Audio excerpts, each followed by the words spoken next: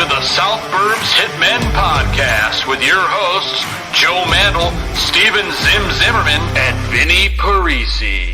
We're bringing you the White Sox coverage you need from the perspective of true Southsiders. Grab your Comiskey dog with an ice-cold beer and meet us at section 155. Everyone get on your feet for your South Burbs Hitmen! That ball hit deep. Way back. You can put it on the board. Yes. Jimenez in the air. Left field. He's your hero tonight. Thanks, Cubs. Over the head of Jenks. Uribe charges, throws. Out. And the White Sox have won the World Series. Alexei. Yes. Yes! Yes! Yes! Yes! History! A perfect game by Mark Burley, and what an unbelievable play by Dwayne Wise. First pitch starts now.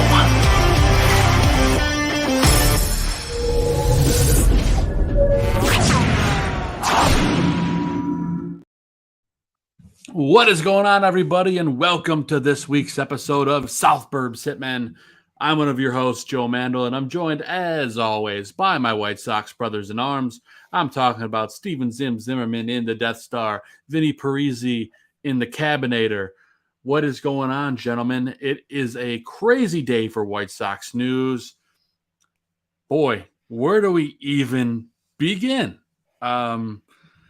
Zim is in the Death Star in the darkness, and I feel like all White Sox fans are kind of living there right now, especially after the news that we just got. And I'll go ahead and I'll just lead with it here, and then we can discuss. But Vinny's flipping the light on and off. He's living in the darkness, and he's in and out of it.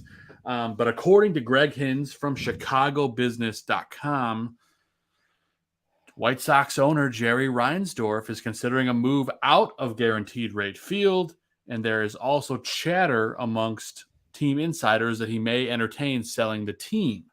But gentlemen, the rumored destination point, if the team is moved, is Nashville. So this isn't the first time Jerry has threatened to move the team. I believe that's the reason they built the dome in Tampa Bay, if I'm correct. But where do we even start? Vinny, how does this make you feel? I think I probably have an idea. Yeah, it makes me feel sick to my freaking stomach, Joe Mandel. I hate this conversation. The fact that the White Sox we're doing this again. Like, didn't we go through this once before? I wasn't even old enough to remember going through it, but I know we went through it. It's just disgusting. If the White Sox move and it's not to a suburb of Chicago or a different part of Chicago, and they're no longer the Chicago White Sox, I will hate them forever. Yeah. I will despise them. They will be when they play the Cubs, I will root for the Cubs. It's not even a joke. I have such disdain for this team right now because of this season. But every team has bad seasons and stretches where the GM sucks or the owner sucks. There's not a team in the league that can't say they haven't gone through what the White Sox are going through right now. Maybe the Yankees, because, if you talk to a Yankee fan right now, they're having equally as bad of a season as the White Sox, and it makes me laugh. But, I mean, if they moved, I think I would go full St. Louis Rams fan. Those people hate the Los Angeles Rams. It was the hell froze over when they won the Super Bowl 2 years ago. And I honestly think I would feel the same way. I don't know who my new team would be. I probably would not really lean to one team specifically. I probably would just enjoy baseball. I would root for Zim's Rockies for sure. I like Zim. I enjoy Zim. I would root for his team. I listen to a couple Red Sox podcasts, so I would probably root for the Red Sox a fair amount. And then I have a little bit of National League loyalty to the Atlanta Braves from when I had family living in Atlanta. So, those have always kind of been the teams I watch and cheer for. Well, the Rockies a little more lately, thanks to Zim. I won't be a Cubs fan. I won't be a Cardinals fan. I won't be a Brewers fan. None of the local teams intrigue me that much other than the White Sox. But, I mean, this is just disgusting news, and it makes me sick to my stomach. Ooh, whatever team Jake Berger plays for too. Oh yeah. Oh yeah. There you go. I was hoping you'd follow the trail of crumbs by me putting that up on there. That honestly slipped my mind.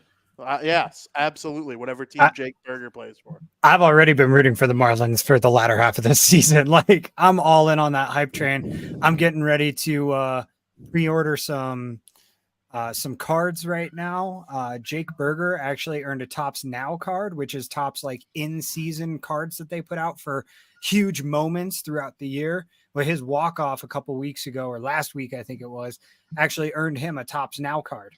So I'm going to try to get my hands on that. Would you like to watch a clip of that walk-off? You know, we might as well. Let's just do it. Why not? Catcher Will Smith. Jake Berger with a fly ball. This one's hit deep. This one's hit back toward the wall. This one is gone. First home. That's not the clip, but hey, it's a home run. We'll take it. It is. But yeah, as far as the White Sox like moving, I know it's not the first time we've had this conversation. It kind of makes me feel like Jerry's just ready to retire and doesn't really know what to do. But like, he doesn't really want to sell the team. He's just like, well, there's no better option. But I mean, who are we to say? You know, that's just what it feels like from the outside looking in, right? I have no idea. He's talked about the dome before. He's talked about relocation before. I mean, Nashville, honestly, it makes a ton of sense for a team for a city that wants a team, right? Like, it's a big city.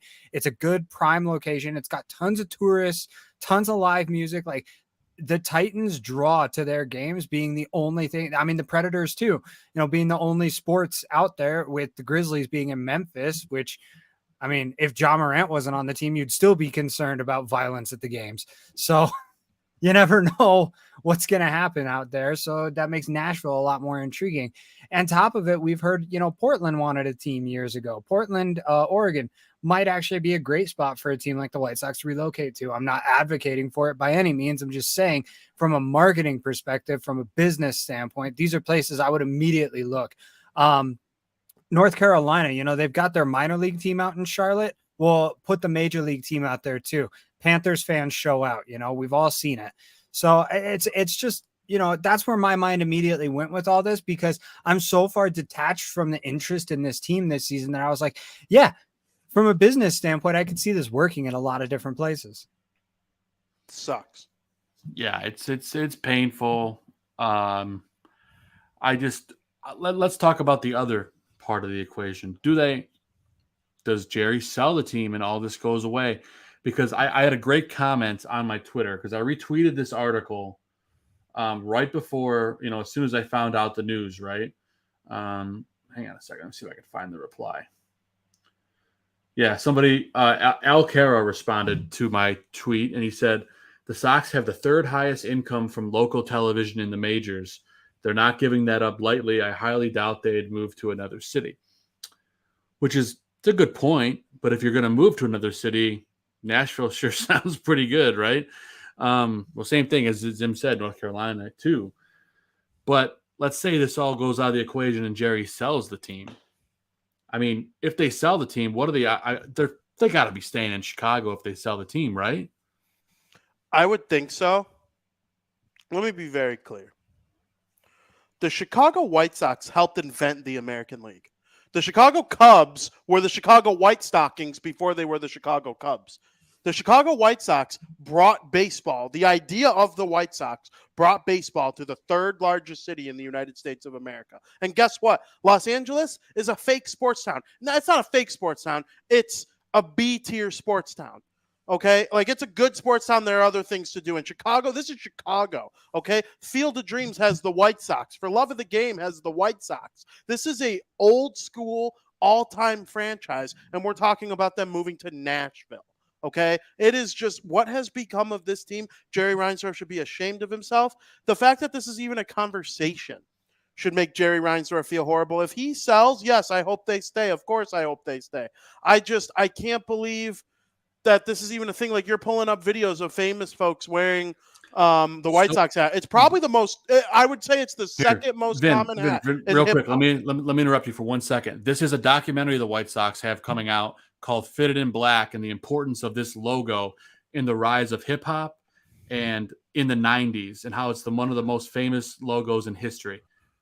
How do you sell this team? How do you relocate this team? Yeah, because they would change their logo, they would change everything. It'd be a completely different franchise, at least from the appearance. Like every team that moved in the NHL, which is a common relocation league, they've all completely just changed. The Atlanta Thrashers became the Winnipeg Jets. The Winnipeg Jets became the Arizona Coyotes. The Quebec Nordiques became the Colorado Avalanche. There's no like teams just moving and keeping the same brand. And yeah, what hat is more famous in hip hop? Maybe the Yankees. Like you see Ice Cube and Jay-Z wear Yankees hats, but like I think you see a Dodgers hat here and there. But like I remember when Lil Wayne wore a White Sox hat on freaking Saturday Night Live or whatever it was. I'm like, if Young Moolah baby is wearing a freaking White Sox hat, something's important here. Something is meaningful here. I don't get the whole thing. It's disgusting, and I'm gonna keep saying that over and over again. I'm probably gonna get myself so mad that the little vein starts popping in my head. When I tell you, it's frustrating as Sox fans to like have to go through all this because we know. It's funny to me because like you talk about this upcoming documentary and you're spot on with how important it is culturally. In addition to all of it, it's hard to imagine it ever going away. You know, I don't live in the Chicagoland area. So when I see somebody wearing a Sox hat, I never assume that they're a White Sox fan because I know of its cultural significance more so than its baseball significance. The problem that lies in all of that is what's to stop them from selling the branding or even retaining the branding and continuing to make the merchandise while moving to a market where they actually don't have to play second fiddle to, you know, somebody 20 miles away. I don't know exactly how far it is, but you know, we're talking something what like that 15, 20 miles. Yeah. Right. You know, they're 120 blocks south or whatever. Like it's ridiculous that they're not that far away and they're second fiddle to that team rather than competing for attention. But we see it in every league or in every sport even. You know, I think the Jets and the Giants are maybe the only two that don't really compete too much in the, or rather that where one isn't a little brother to the other, I should say. Right. Yeah, the NFL doesn't have a small market. Like the Jacksonville Jaguars sell out every single game. Right. So that's where, like, as much as I do see it as like an institution, as like something that truly is culturally relevant, no matter what's going on the field, you know, we still see Montreal Expo stuff being sold. The Nationals just own it, you know, so they profit from all of that. Why wouldn't you? You can retain all of the profits that you're already making from your White Sox hats, your White Sox jerseys. You know, people are still going to go buy Frank Thomas jerseys all day long. You know, even if they are fans of this new team. But it would be easy, I think, for them to redo it and just completely undo part of it. Yeah, and you see Chance the Rapper here. That's what threw me off. I was like, I know that guy. That's Chance the Rapper, and I was like, totally threw me off. Sorry, Joe. No, big White Sox fan. You know, big advocate for this team. I think, and I think I mentioned this to you guys too when I went to New York. The New York Major League Baseball store in New York, White Sox prominently displayed, and that kind of takes us back to that whole hip hop. And Foster had a great note here in the chat. He said, you know, as a kid in the 70s, you never saw a Sox hat outside of Chicago, but one video changed that hat's entire metrics. And I believe that was it Ice Cube from NWA, right? Probably. Yep. A lot of guys back then, you know. And on top of it, right, you know, we've got a Keanu Reeves movie, somebody that people widely regard as a very good role model, as somebody worth looking up to, as a wholesome individual. Why would you want to distance yourself from somebody like that, culturally speaking? Why would you want to distance yourself from the number one listened to type of genre of music on the planet? Why would you want to distance yourself from any of this? But that's exactly what they would be doing in a possible relocation and rebranding. So yeah, honestly, it's just something that, like, the fact that we're like, if you think about it, baseball doesn't have a salary cap, right? That's just a luxury tax. So normally, if you look across all the divisions in baseball, the teams that play in the big city, right? Those are the teams that usually compete for the division title the most. The only one that's kind of an outlier is the AL Central and the NL East. Usually the Braves and the Nationals have dominated that division for most of the last 10 years. The Nationals suck now, but it's the Braves dominating. Atlanta's a big city, but it's not New York or Philly. And I look at the AL Central and I'm like, Minnesota, Detroit, and Cleveland, they dominate this division every single year, and the White Sox just choose to not participate in any way. Like they should be the Yankees of this division. They should have the financial might. And if you're the B team in Chicago, you're still better off than the A team in every other city besides New York, maybe LA for certain, Philly and Boston. So it's just they don't do anything right. And I just can't believe that all this time has passed with them being the one huge metropolis in their division. I mean, Yep. Detroit's big, Cleveland's fine. The Twin Cities are awesome, but they're not Chicago. And No, Jerry they're not. Reinsdorf doesn't take any benefit from it whatsoever. It's honestly crazy to me. I'm disgusted. Yeah, and then for those wondering, this footage I'm showing in the background is from my best friend's wedding, which had a whole scene filmed here at Comiskey Park. Big prominent White Sox logo, of course, making an appearance here. So the White Sox have had their share of pop culture big time. So just wanted to put this out there. I think personally, tough to move to another city. Now, what about the silver lining in all of this, though? That Jerry's actually potentially considering selling this team. Thanks for the transition, man. I was trying to find one and you did it for me. I love you. Yeah, I mean, that's the silver lining to all of this, though, is like the reason we're having this discussion is because of that discussion. Personally, I don't see Jerry moving the team. That's just me. I think he's too old. He's too tired. And I don't say that, as to try to drive the wedge between the generations. I simply say, if I was 87 years old, I would have no interest in a relocation process of a team. It amazes me that Virginia McCaskey is actually overseeing anything to do with the Bears' potential relocation to Arlington Heights. There's no way she's involved in all of that, right? So yeah, no way. So that's what I mean with all of that. If they are going to relocate, it would be under new ownership, but there's also a very good chance that they wouldn't do that under new ownership. It all kind of depends on who comes in. I mean, we have no idea who interested parties might be right now, but you've got to think of the obvious few, with Jeff Bezos saying that he's been wanting to buy a professional sports team. Magic Johnson seems to be buying stock in every league that he can get his hands in right now. I could see that. I could absolutely see him being part of an ownership group. I've heard Tom Brady's expressed interest in owning parts of sports teams as well. He just announced one last week. He bought a partial owner of a soccer team. Right. He owns partial ownership in a soccer team. He owns a pickleball team. He owns, those are the two I can remember off the top of my head, but I know he's invested in more leagues than just that. But at any rate, I would have to imagine that new ownership would mean incredible change for the White Sox. What do you guys think? If somebody came in, bought this team, Vinny, you think it would be somebody with money to like you say, elevate this squad to the Yankees of the AL Central? I would hope so.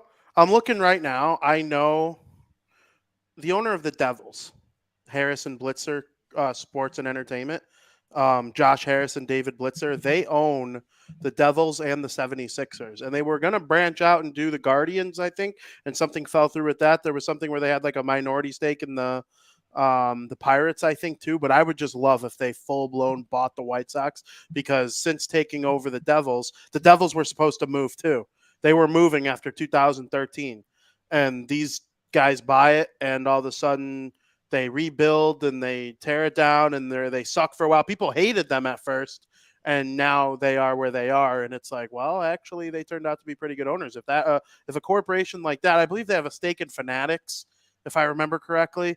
I'm not able to read the whole thing about their biography right now, but I mean, if those two guys got involved, somebody like that, where it's like an entertainment group where like two billionaires together own the team, I think that's a great way for things to kind of turn around. Even the 76ers, they haven't really been able to get over the hump like deep in the playoffs. They're kind of becoming like what the Dodgers were before they finally won the World Series. They're just that team that gets really far and then always finds a way to lose in the conference finals or whatever. But yeah, the Chargers, but they're always great. They're always great. I would rather the White Sox lose 10 straight ALCSs than relocate. So, I mean, someone like that, that's where I'm looking at. If it's a corporation like that, I'm not saying Josh Harris and David Blitzer specifically, but owners like that who have kind of like a young, refreshing type of philosophy to purchase the team and take advantage of the fact that this is freaking Chicago. Man, this is the Chicago White Sox with Shoeless Joe Jackson, and you play in the town where Michael Jordan played, and Walter Payton, and Dick Butkus, and I mean the list: Patrick Kane and Jonathan Taves. Connor Bedard's about to come to town and take over. Like, you want to be a part of that if you're the White Sox. It just makes no sense to me. I can't believe that. I think I've said it like 5 times. I can't believe that this is a thing, but it's crazy to me. I would love Jeff Bezos to buy That'd the be White cool. Sox. One, because I'm pretty sure I fully am responsible for his fortune of supporting Amazon directly to my house since I was like 15. That's why Jeff Bezos is so rich, though, Joe, because every person believes that they're the ones funding his bank account. He thinks it's funny. Look, he's laughing. Can we go down that rabbit hole for a second here, though? Imagine Jeff Bezos buys the White Sox. We get Amazon Stadium in Chicago. You got like drones bringing beer to your seats. Like, you don't ever have to get up for anything in the stadium. Everything's operated through an app on your phone. I was at the Rockies game on Tuesday, right? They got one of those walk through, like grab and go things. You just swipe your credit card at the beginning. You go through, they got cameras all set up, and you just take whatever you want. And then it charges you the next day or whatever. Like, it's so convenient. I was in and out of there. There was no line. I didn't miss any action. I did it between innings, and I literally only did it because I was like, there's a line at that stand, line. Oh, the grab and go thing's wide open. Let's just roll right through. I mean, that's cool. It was amazing, the technology that could come into the stadium if he were to buy the team. Tell you, I don't know if people just don't know it doesn't exist, or if they don't trust it or whatever, but they have it at the United Center too. And it is so convenient. You literally walk in and you grab whatever you want, and somehow it knows exactly what you took. And, oh, yeah, bring that to Guaranteed Rate Field, please. Yeah, but even more so, the instant delivery right to your seat. Imagine having just like a little, oh, hey, I need to order something from my seat. Oh, look at that. My armrest is an ordering device. Like, yeah, now they know exactly where I'm sitting. They've already charged my card, and somebody's just going to bring it to me. I mean, I'm sure the suites already have something like that, but imagine implementing that stadium wide, because if anybody's got the logistical knowledge to do it, it's Amazon. Absolutely. And you probably figure if a guy like Bezos took over and Amazon was in charge of everything related to the team, business ops wise, it probably wouldn't, on opening day, you probably wouldn't get to your seat. You probably wouldn't have to wait till the third inning to get to your seat on a day like opening day. Or if, there's Lucas Giolito, X-Wing fighter bobblehead day, and the stadium's going banana lands for White Sox Star Wars Day. Yup, Joe's got to turn around and grab it. Yup. That cracks me up. But yeah, like the fact that you don't get to your seat. Joe, did you get to your seat pre-third inning that day? I bet not. I didn't even go to the game that day, Vin. No, there you go. You're a smart man. I got it on eBay. Man. You're a smart man. On the downside, imagine they implement this technology so that, I know back when COVID was a thing, and I don't think it's still happening now, but they had it so that, like, if you were in the 500 levels, you could not go on the 100 level concourse at all. That is still imagine the case. That is still the case. Yeah. Imagine them implementing technology to like actually enforce that, though. Like, you start walking around on the 100 level and there's just a couple goons behind you. Like, they enforce it on the weekends. They don't enforce it so much on the weekdays, but man, yeah. They make you scan your tickets everywhere on the weekends. It's really annoying. And maybe you wouldn't have to scan your ticket if they'd have some technology. They would just know. That's true. It'd be kind of cool. If you're watching Jeff Bezos, which you're not, but if you were, please buy the White Sox. I'll continue to mortgage my house on Amazon. Could you imagine? Go ahead, Vinny. I was kidding, by the way. I was just gonna say, like, the way this team is and the way they treat the people at Guaranteed Rate Field too, my girlfriend loves Dippin' Dots, right? And I get down with some Dippin' Dots every now and again too, especially if it's hot out. They went from having probably the best Dippin' Dots at a major league stadium that I've ever been to, where it was like they were clearly fresh. You still pay $9 and it's like a little peel pre-done one, and they're just not the same. And I know that's like such a stupid thing to complain about, but like even when the game is over and these people are shooing me out, the second the 27th out is recorded, like we're trying to take a picture in front of the stands, and I'm over here like, you're really, I paid how much for my ticket, and you're going to shoo me out the second the game ends where I can't take a picture, and you can't even put together a roster that wins 60 games before they lose 80? Like, are you kidding me right now? Like, the fact that that's even a thing, if I were Jerry Reinsdorf, I would tell his staff to treat the fans like gold, because the ones that come in like me and Joe and Zim are fools. And, you know, I'm going on Saturday because it's Dylan C's bobblehead night. We have a big family tailgate that are going. I'm going to see Joe Mandel for the first time in over a year. And, you know, it's great times. That's what being a White Sox fan is all about. And Jerry Reinsdorf just doesn't care. We're all part of the cesspool, Vin. I hate him too. Don't even get me started on that asshole Rick Hahn. That's the wonderful segue. That's where I was about to go.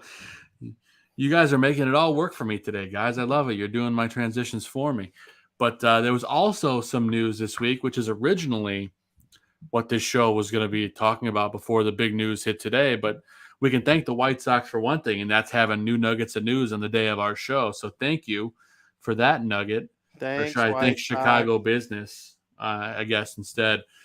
But the original thing is that the White Sox, the report came out from our buddy, Bob Nightengale, right?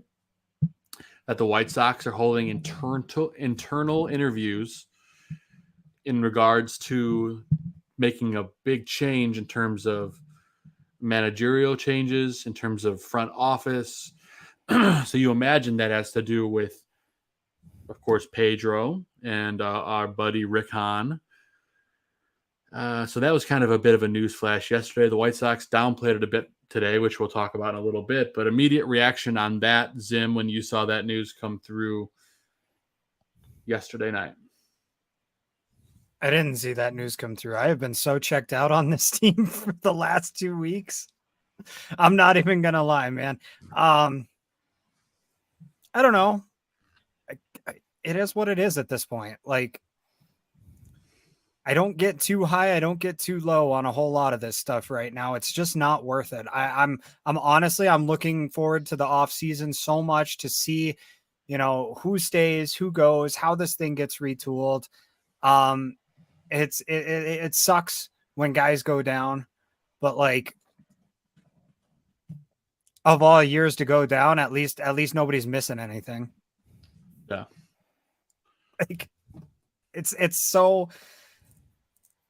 such a cynical way to look at all of it, but that's the point that I'm at this season. I tried watching a few games this week and I couldn't do it. Well, there's probably a good reason for that. Your hometown Colorado Rockies mopped the floor with the White Sox. Yes. Yeah, they did. It was nice to see them, the Sox that is, jump on Kyle Freeland. Because last time they faced off against Kyle Freeland, he nearly no-hit them. So I thought, hey, maybe something will happen in this game, and then they got smacked. So sounds about right. Seven losses out of their last 10 games is not great, especially when you're playing. Let's see, who did they play? The Rockies, the Cubs, the Brewers, the Yankees. Yeah, these are teams. Are teams that you should not be losing that much to. Yeah, so you guys actually found live footage of the Chicago White Sox, like their progression over the last week and a half. If I can real quick pull this up. Oh, there they go.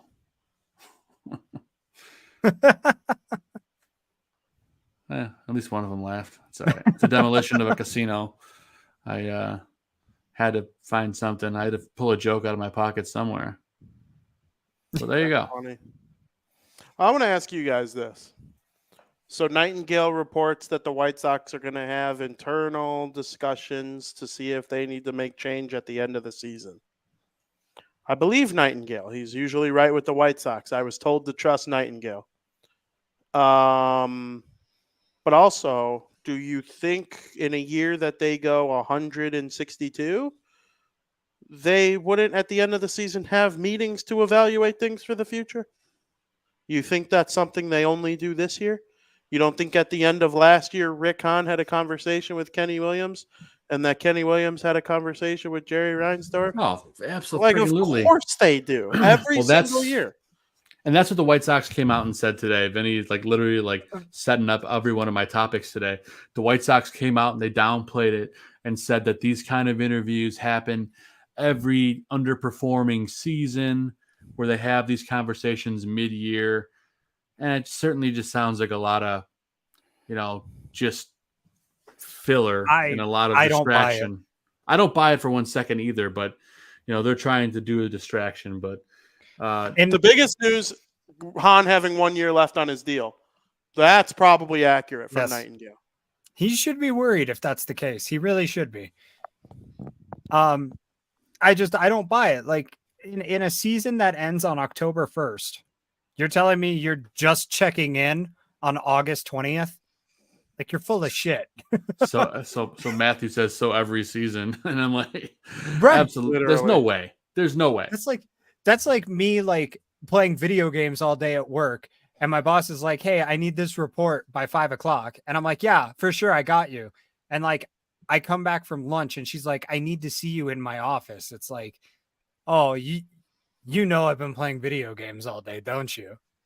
It's not like your boss doesn't wait until if there's a problem and you don't follow through on your end of it, but your boss doesn't know that there's a problem. Well, they're not going to have that conversation until 4:30 when they're like, "Hey, this is supposed to be on my desk in 30 minutes. What have you been doing all day?" They're not going to have that conversation at 1:00 in the afternoon unless they know there's a reason to have a conversation at 1:00 in the afternoon. So maybe that's not the best analogy there, but metaphor, I don't know, whatever it is. I was an English major. I wasn't, but gotta love Rick, man. And by love him, I mean we all kind of slowly starting to hate him bit by bit. The way he talks to the media, he doesn't know what he's doing. He looks frazzled every time you see him now. This is when they were talking to him about Keenan Middleton's comments. And the guy just looks like he's on his way out. He looks like he's talking through his teeth. He looks like me when I'm trying to come up with some sort of excuse for something. He's he doesn't look sure of himself. He doesn't look confident because obviously he's not, and looks like he's feeling the pressure. So these interviews are clearly got something to do with that. And of course, it sounds like Pedro may be on the chopping block as well, be one and done. Let me ask you about that, Vin. What are your thoughts on Pedro being one and done? He should be one and done, but not necessarily his fault, right? He's not that good of a manager, but it's not his fault that he's not that good of a manager. He was a bench coach for the Kansas City Royals. What is he going to do? Turn down the millions that they offered him to be the manager? Of course not. He wasn't left with, much help. The culture that was left behind, clearly something that he wasn't capable of fixing. It is what it is. It's not that big of a deal to fire a coach like Pedro Grifol with 2 years left on his deal after this year, because it's not like he's making a break the bank money as a first time manager. So it's not like you're paying him $15 million to go be somewhere else. That's just not how it's going to be. But I honestly think his fate will depend on the state of the organization. If they can Rick Hahn, then Pedro Grifol is going to be gone. But if Hahn stays another year, it wouldn't shock me at all if Grifol is the coach next year. So, yeah. I mean, yeah, I haven't been the biggest fan, but I mean, at the same time, the guys before him weren't much better. Sure. And great comment here from Matthew Lucas as well. They don't know how to talk to Sox fans. We're cranky and wise. Don't talk down to us like we're Kansas City fans. LOL. It's a good point. That is a good point. I mean, he called Twitter a cesspool, which he calls Twitter a cesspool. You know what that means? He's on Twitter a lot. That's all that tells me. He Googles his name. And if he Googles his name, I know for a fact he's come across our tweets. You know, I know it. And it's just one of those things where it's like, dude, shut up. You've won 2 playoff games in 10 years as the GM. Every other GM in every other sport would have got canned by now. Think of another GM who's been as fortunate to stick around while their team stinks this bad. I mean, it just does not happen. And would I love for them to bring in Theo? Of course I would. That's just not going to happen, though. It's not going to happen. And I mean, let me give you an example. Yankee fans are calling for Brian Cashman's head, and they've been good. I mean, you know what I mean? Not this year. So I want to take my comments back. But the fact that they're sick of him and how Rick Hahn continue to get by, it blows my mind. You know, I cracked a joke about the Yankee fans earlier and, you know, with what they say and compared to White Sox. But it kind of goes back to, like, Matthew's comment about KC fans. There's a different standard in New York. Like, they're saying the same thing. They're saying, we're not Royals fans. We're not White Sox fans. We don't tolerate this. Brian Cashman, you have the second highest payroll in all of baseball, and the team stinks. That is unacceptable. And 8-game losing streak for the first time since 1995. Yeah, and Cashman, yeah, the teams have been good, but they never got over the hump. They couldn't beat the Astros. They couldn't beat the Red Sox. You know, in 18, 19, 20, I think who did they have a big series loss to somebody else? Pretty much it's those two teams that have kind of dominated them in the playoffs over the last however many years. But I mean, it's just crazy to me that people are like, you know, and I'm cracking jokes about the Yankee fans too. They're going to probably still be over 500 and they play in a really hard division. But like, I think it's the same thing as Matthew's comment. Like, hey, we're not White Sox fans. There's no lovable losers over here. There's no, we're still coming to the stadium. You know, the Yankees, they're not your dad's Yankees. Things are different since the ownership change with George Steinbrenner, and now it's Hal Steinbrenner. Like, it's not the same old Yankees, but, you know, their standard is just so much different. They know that they have the financial might. And guess what? They're going to give Shohei Ohtani an offer. They went out and got Carlos Rodon last year. He's been injured for most of the year, but he was probably the top arm on the market last year. Brutal. Yeah, and like they go out, but if someone comes in as brutal, they get rid of them, pay their dues, accept their losses, and move on. The White Sox don't do that. Now, do the Yankees probably wish they got one of Harper or Machado? Yeah, they didn't trade for Francisco Lindor. The Mets got all the guys the Yankees wanted for the first time ever. But they're still going to be a contending team every year, right? Like, it's just one of those things. Like, this is a bad year for them. Aaron Judge has been mostly hurt. You knew he wasn't going to repeat the 62 home run season. I'm just like, I wish the White Sox had that kind of standard really bad. Yeah, and they don't. And this is becoming the Rip on the White Sox show, but you know what? And after all that, we still want them to stay in Chicago. Hopefully with a new owner. Jeff Bezos, come on, somebody. Magic Johnson, anybody. Jeff Bezos, I'll give you a big smooch right in that bald head of yours, like Mr. Clean. Literally. And but yeah, we want them to stay in Chicago because, I mean, they're our team. They're our boys. We want to see them succeed in Chicago is the thing. We're tired of watching them flounder and fail and accidentally run into a good team every 15 years or so. We want to see this team compete. We want to see a better standard. Like, that's why it's becoming the Rip on the White Sox show, is because for the first time since we've been on the air, at least, this team is really floundering and starting to suck again. And like, it's really frustrating to keep going through this cycle. Yeah. But like, we go through this cycle over and over and over again. You know, it's this, like I just said, it's this 15-year cycle or so. You know, it's sometimes a little less, sometimes a little more. You know, there's always fluctuations, but you know, they get really, they get a good player. They get really good. They go on, they win a division title or a World Series, you know, once. But I mean, they don't win. Is the biggest problem when they do succeed. Even they've won 3 playoff series in the last 100 years, and those were all on that World Series run in 2005. Thanks, Vinny, for that stat. That tweet did numbers. It was a great tweet. It was a great tweet, man, because I didn't actually know that. But yeah, Crazy. I mean, this team sucks, like historically, and Jerry hasn't done a damn thing to fix it. And that's like why we're all frustrated. We've been saying for decades that he plays for second place. We've been saying it on this show consistently for weeks. So it's just, we want better. Like, how hard is it to like pick the team that you're going to root for, you know, as we all do arbitrarily at whatever point in time, we all say, I'm going to root for this team in this sport. And like, why is it so hard to ask for that team to occasionally be good? Zim, are you getting the reference to what I'm doing in the background right now? Yeah, because we're having the same conversation over and over and over and over and over. Okay. For those of you who are listening to the podcast, I'm playing the trailer for Groundhog Day in the background. So just wanted to put that out there for everybody. That's funny. I mean, the playoff stat about 105 years, that blew my mind when I realized it. And then I'm like, if they didn't draft Michael Jordan in the 80s, the Bulls, he would have one lucky championship. And like, but the funny thing is, he is the winningest manager in the history of mankind, or winningest owner in the history of mankind. How's that for a new owner of the White Sox? Who? Oh, Michael Jordan.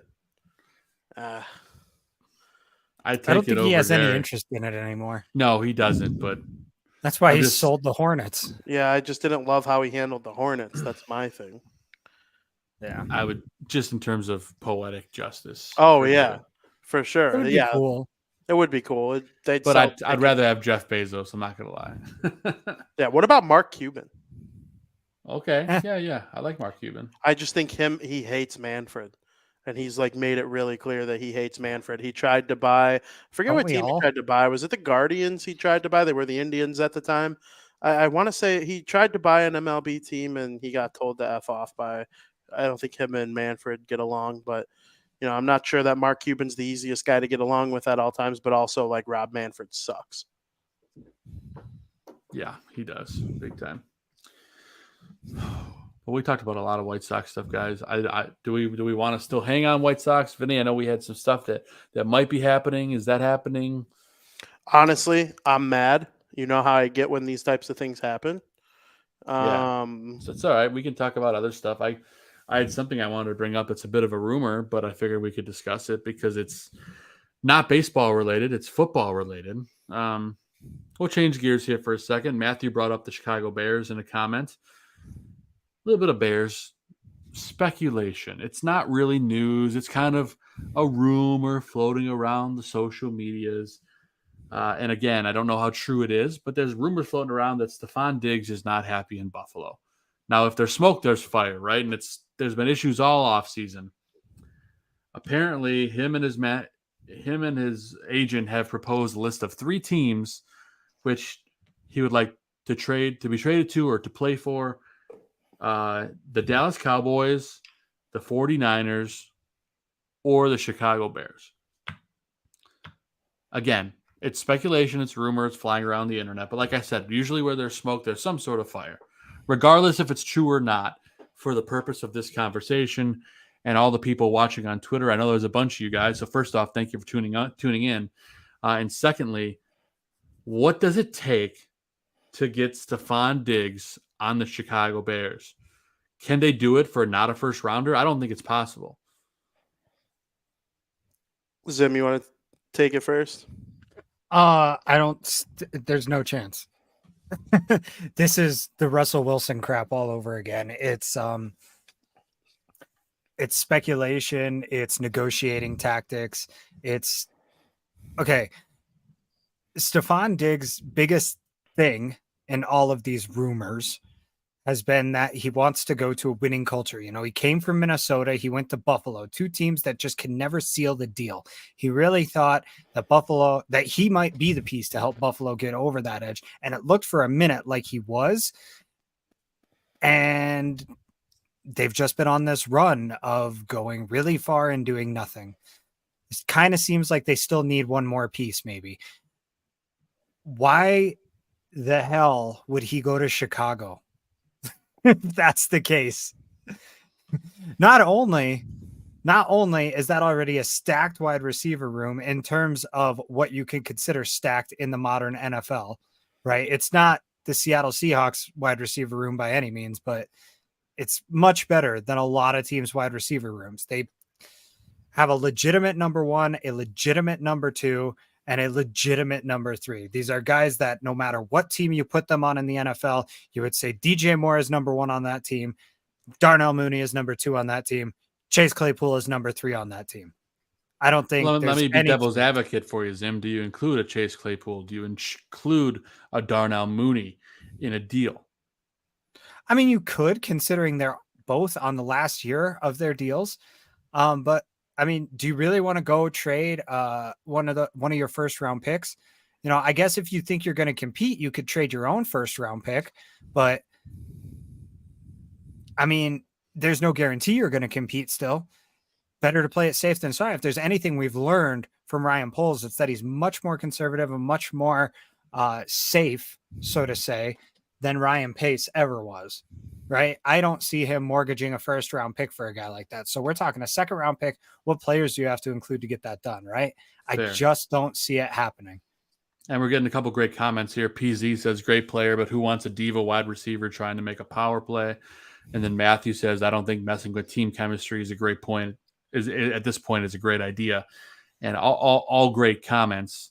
Strictly just having the conversation, just to have the conversation. Vinnie Parisi, where do you land on it? If those are his three teams, I'm gonna ask if he watches the NFL. Do you watch football? Dallas sucks. I've never been high on Dak Prescott. Not that I have anything against Dak Prescott. Hey. Rob Gronkowski picked the Cowboys if he was a betting man to win the Super Bowl today. Okay, and that's fantastic. Good for him. Gronk is probably my second favorite player in NFL history. I would go Tom Gronk, my two favorite players ever. But Gronk's an idiot. There's nobody ever took Gronk as the intelligent guy. He's the big, strong. Right? He's like the Hulk. He was on football. Yeah, exactly. He basically is Peter Griffin reincarnated, but younger, stronger, sexier. You know, he's making 69 jokes at the podium with hot female reporters in the front row. And he laughs when the Buffalo Bills fans throw a dildo on the field. This is the guy we're talking about, Rob Gronkowski. Love the guy. Absolutely love him. Would love to drink a beer with him. His Super Bowl prediction means jack poop to me. I think the Cowboys stink. Dak Prescott would be the fourth best quarterback in the NFC North. The only one I would rank lower than him would be Love. I truly think Fields, Cousins, and Goff are all better than Dak. The Cowboys stink.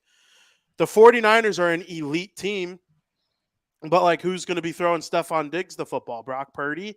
Trey Lance? It won't be Lance, that's for sure. Guy? Who's the third guy? It won't be Lance, even if he's throwing the ball to Diggs. It won't get there. Yeah, and don't they have Darnold now too? They do have Darnold. Sam Darnold. So they're going to be a great team. I think they're the second best team in the NFC. I think they could win a Super Bowl with one of those guys. But if you're Diggs, you want to make big plays. You want to be the center of an outstanding offense. If someone asked me, "Hey, Vinny, you're this elite wide receiver. What three teams do you want to put on your trade list?"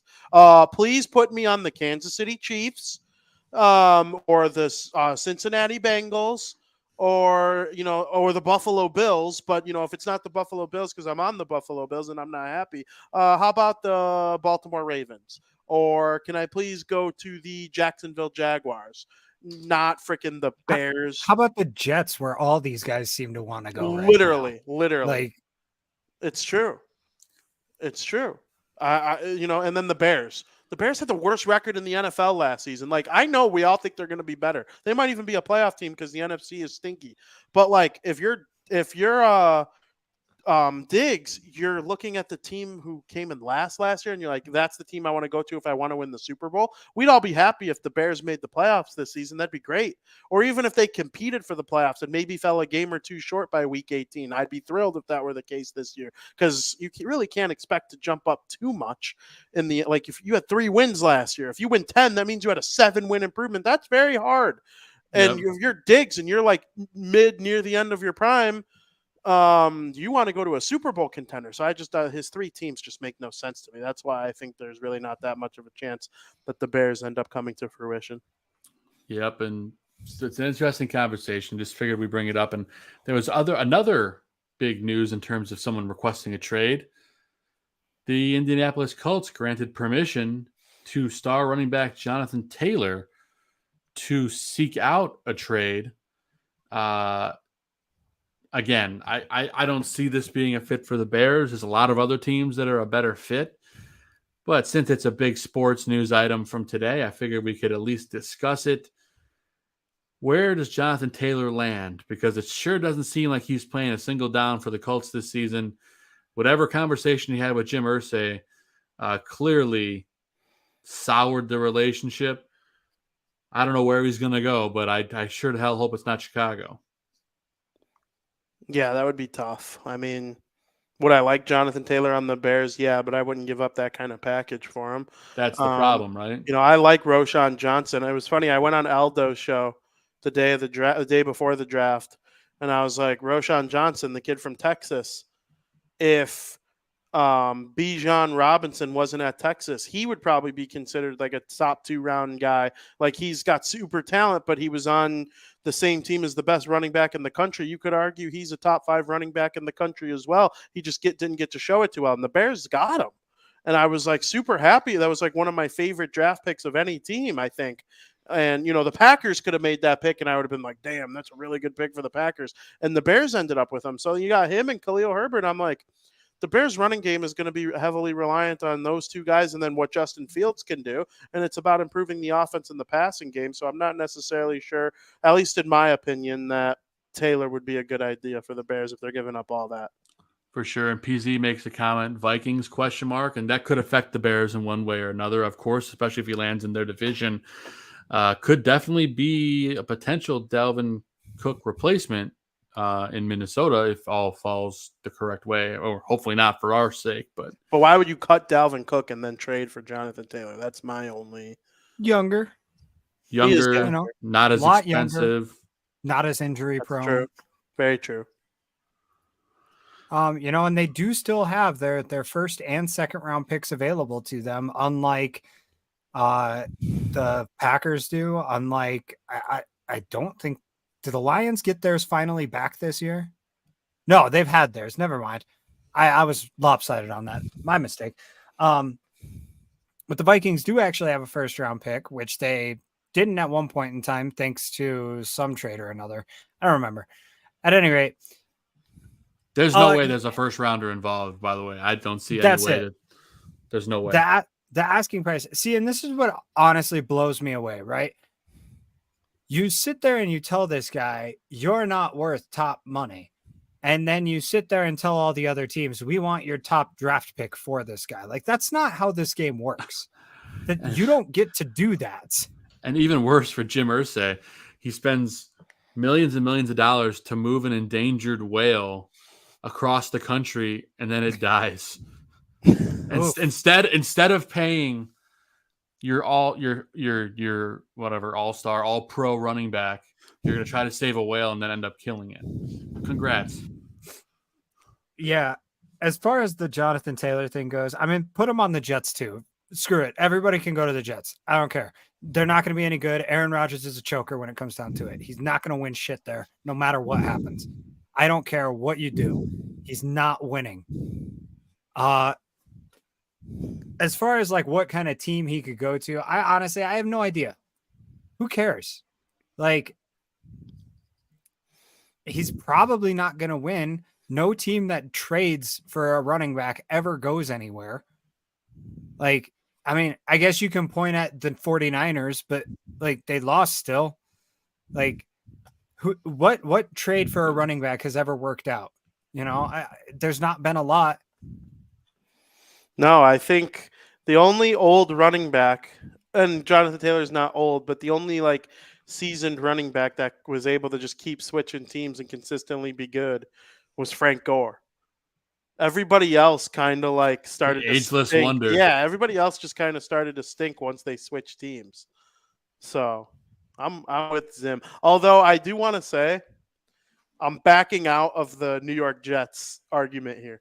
I want all season. I want Zim on the side of they suck, and I want Joe on the side of they're good. And I'm going to be right there in the middle. Because after watching Hard Knocks, I got to say I feel even better about my thoughts about them being very good this year. Wow. Hell yeah. This is going to be great. I can't wait to see how it all shakes out. So what's this? We're not live on YouTube. What's going on? Nope. It looks like our stream is suspended for policy violations. So we are probably now on audio only. Wow. I don't know why we were booted. Could it be clips from the movie? I did less than 30 seconds for everything. I have no idea. Oh, I'm sure we'll find out. I did a lot of sports clips on this episode. But so Sugar Not just posted a comment at 8:57. Oh, PZ says back on. All right. Our chat is still live, and that's what's important. So Absolutely. at any rate, sorry, I was trying to look up some notable trades for running backs. I saw a list. the show's live for me, Zim. So yeah, we should be fine. I'm just trying to see if I can find this list again. But some notable running backs that have been traded over the past few years. We had, the last one that fetched a first rounder was Trent Richardson, and we all know how that worked out. So I don't think anybody's throwing a first rounder out that for anybody. We had the Christian McCaffrey trade last year, right? That netted a second, a fourth, and a fifth, if I remember right. We had, I wish I could find this list that I found earlier. But basically, like, none of these guys. We had the David Johnson trade. So we got.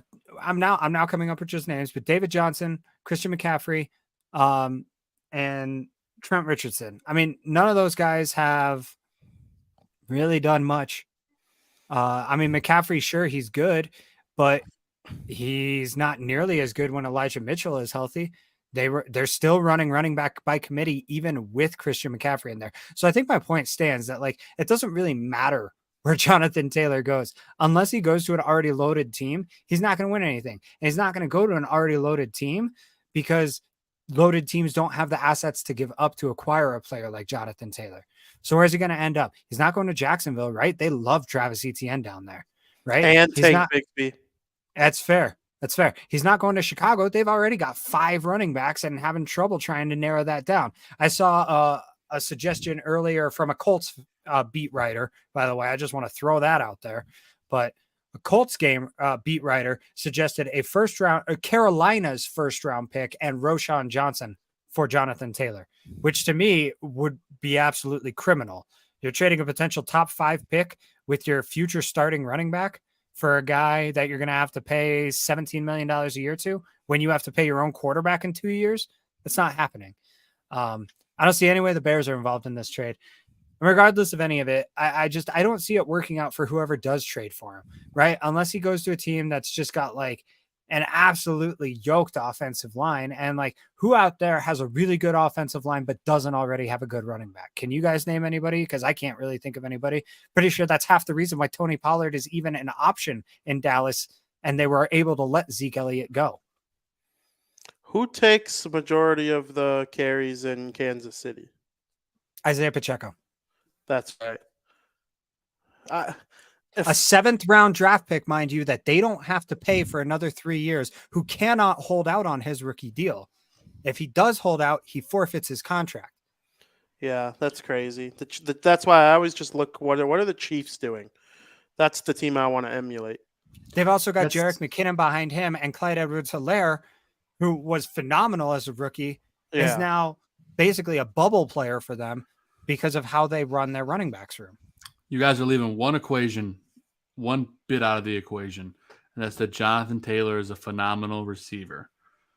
Could a team bring him on and use him as a backfield receiver, and more so than a running back? They just did that with out in San Francisco with Christian McCaffrey. Did it work out well? Sure. Like I said, it worked out fine. but it's still a running back by committee. The only reason they have that luxury is because they have 2 guys on rookie contracts as a quarterback and a third guy that's making, peanuts because he's fizzled out in 2 other places already. What other team has that kind of luxury right now? Seattle? Well, they just drafted a running back, and oh, by the way, they have 2 other guys they really like. Yeah. Good conversation. It's all fun stuff, and figured we'd talk it on. Yeah, I mean, I love Quan Alexander. Quan Alexander got fined for playing football. It's going to happen all season long, unfortunately. Tyreek Stevenson got flagged 2 weeks ago for playing football. That's the modern NFL. You're not allowed to touch guys too hard. That's right. So, I mean, we've made it abundantly clear. Like, maybe not we, but like the league has made it abundantly clear what's allowable and what's not in the NFL. I mean, did Mike Vick even get suspended, or did he just go to jail and then get reinstated? And they said that was his suspension. For years, we've been talking about all this kind of stuff. We know what's allowable and what's not. You're allowed to do whatever you want off the field as long as you're a good player on the field, and as long as you don't hit any quarterback that anybody likes a little too hard.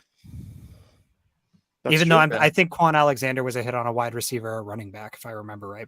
But regardless, like, yeah, and it's every year, man. You're gonna find stuff like this every single season, and it's unfortunate, but it's the way of the new NFL. Yeah. But ever since that Cassius Marsh fine last year, like I can't get worked up about penalties anymore, or you'll be getting worked up about every other play, every other flag that's thrown.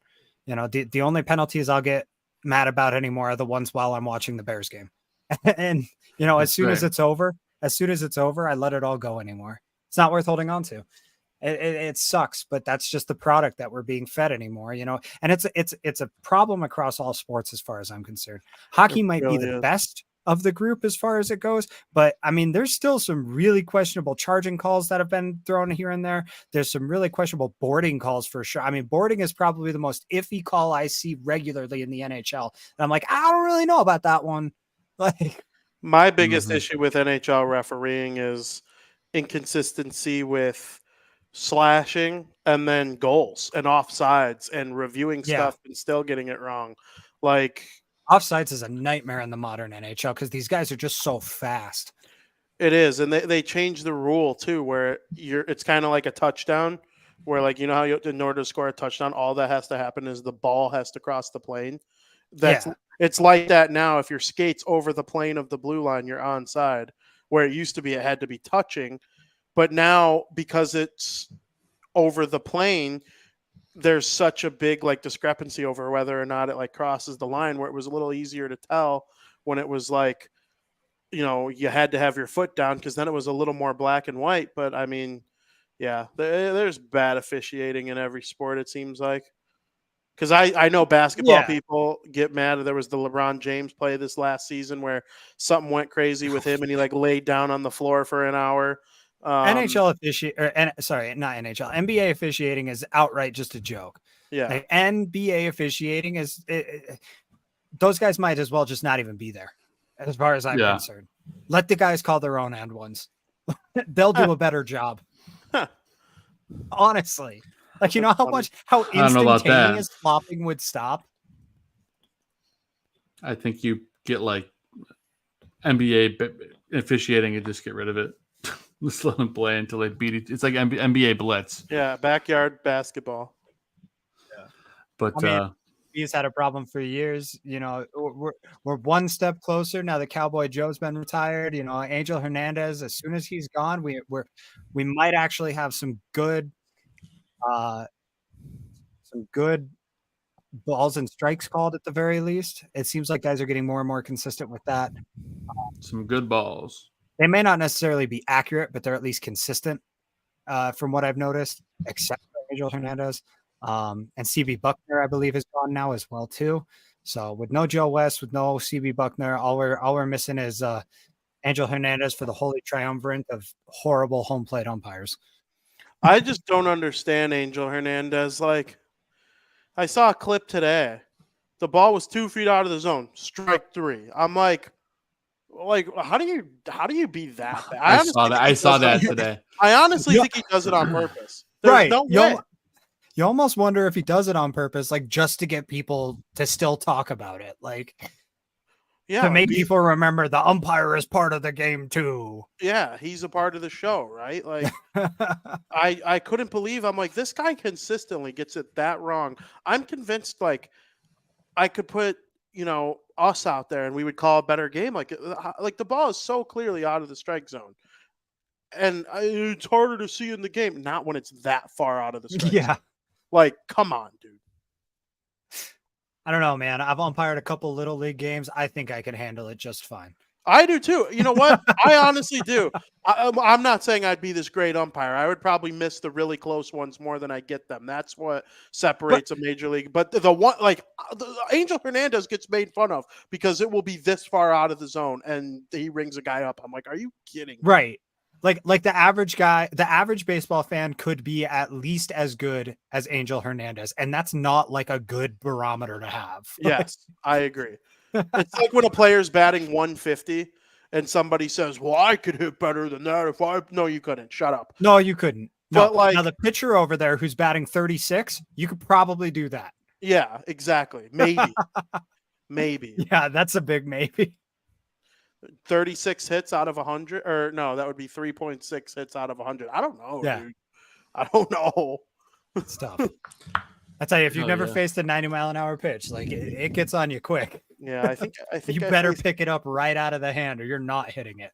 Yeah, I think I faced a kid who touched 90 once, and he definitely rung my ass up. Yeah, I caught for more than I hit against. That's for sure. Oh yeah, I believe that. Yeah, it's magic. And we had some magic to start the show talking about all this crazy White Sox talk. We worked our way into NFL discussion, got back to baseball, talking balls and strikes and all that jazz.